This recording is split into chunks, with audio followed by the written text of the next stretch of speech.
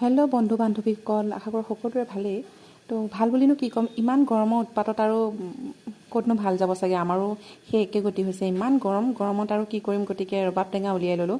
ৰবাব টেঙা, গছৰ তলত বহি ৰবাব টেঙা খোৱাৰ সোৱাদেই বেলেগ, আৰু গতিকে ৰবাব টেঙা চবৰে প্ৰিয়, আৰু কাৰ কাৰ প্ৰিয় সকলোৱে কমেণ্টত জনাব।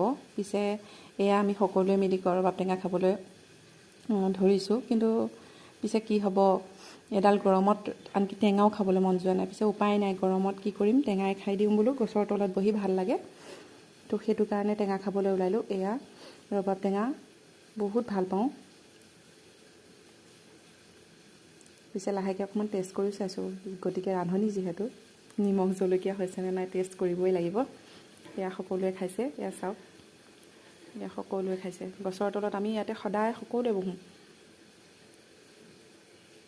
গৰমত থাকিব নোৱাৰোঁ। পিছে চৰিয়াত খাই কোনে ভাল